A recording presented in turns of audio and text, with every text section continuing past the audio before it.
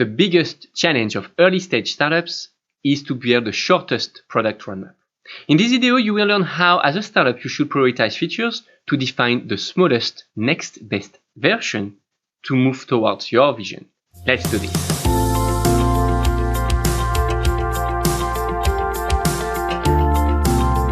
Welcome, I'm Amaury Khelify, founder and CEO at MyCTOFriend. In the startup world, we often talk about the minimum viable product. Some prefer to mention the minimum sellable product. Others talk about prototyping. Prototyping are usually more technology related to prove that you are capable of what you are talking about. In fact, it all comes down to this. You need to define what's your focus. Most startups, most humans move forward very slowly because they do not focus their energy on one direction first. With the same amount of energy, some will achieve bigger impact and results than others, just by choosing their focus. For example, if you are a startup and don't have any product yet, your focus should just be to create an initial preview of what it will look like. It could be for several reasons. First, to get prospect feedbacks, to get fundings, to explain what you expect to designers, developers, etc. And the most important is to do not wait forever before building something. You know, many startups work on their idea, seeking to get funding without being able to build anything.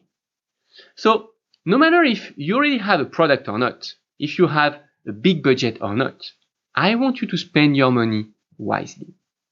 Of course, the roadmap will also depend on how much you can invest.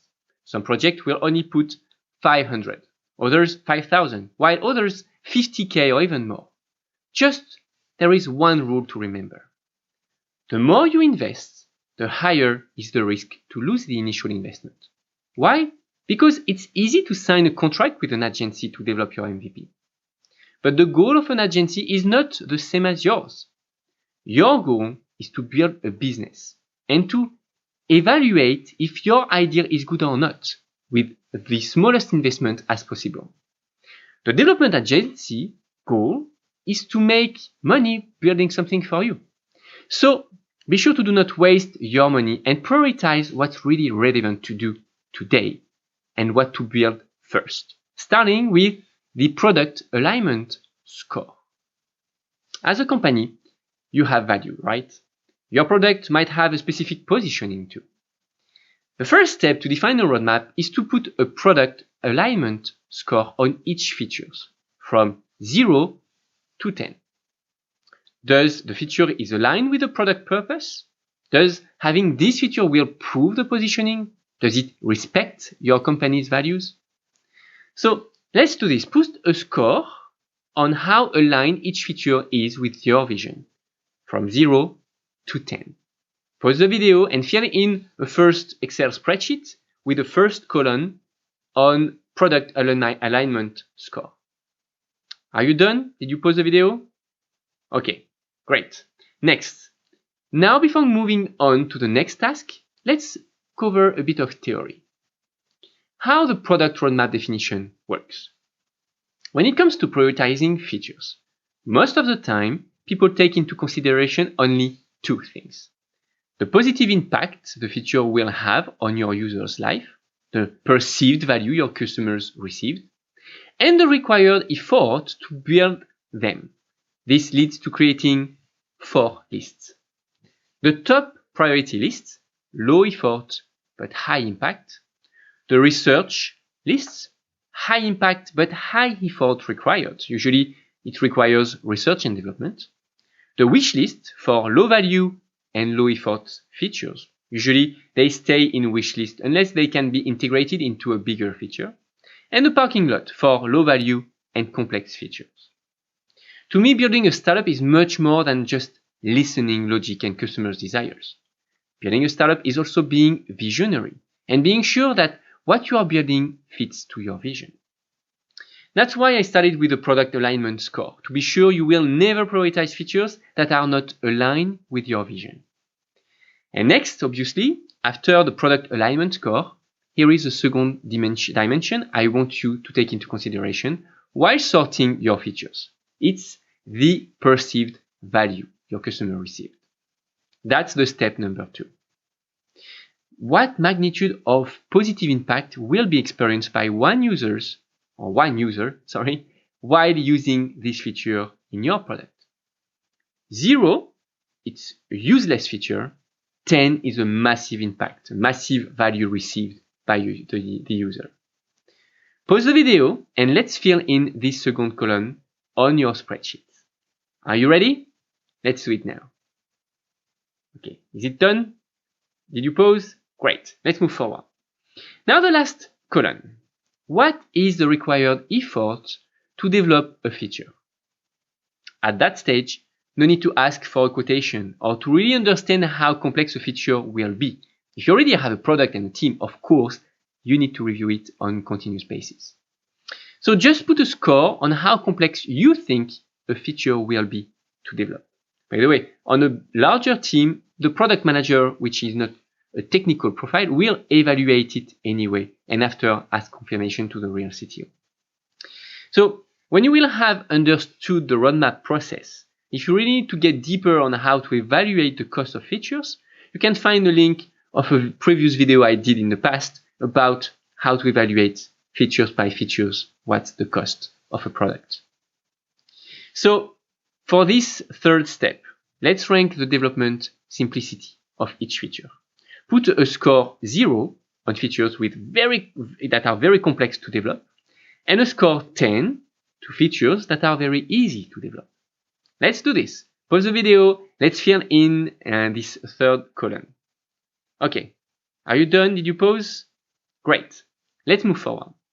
Now the simplest part of this video. Not the last one, but a very simple part. We are going to simply add those 3 numbers to prioritize. We do this prioritization with not only 2 but 3 dimensions: the vision, the perceived value, and the complexity.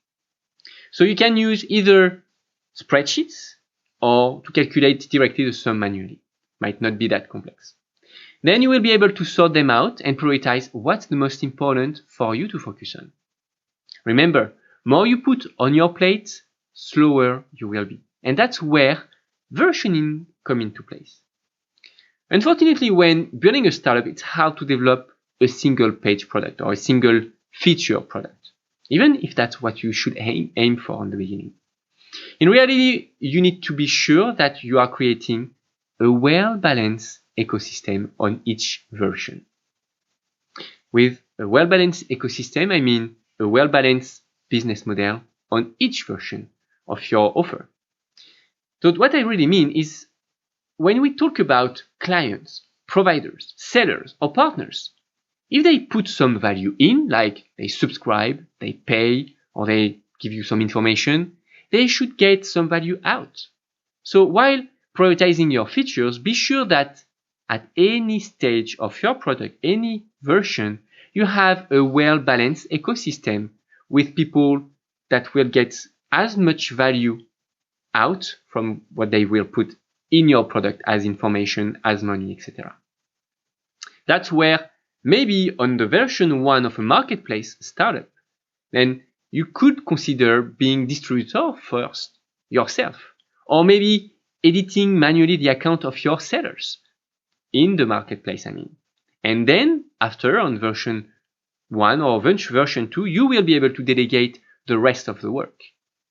It's all a matter of building an ecosystem on each version where everyone will be happy with what he will get.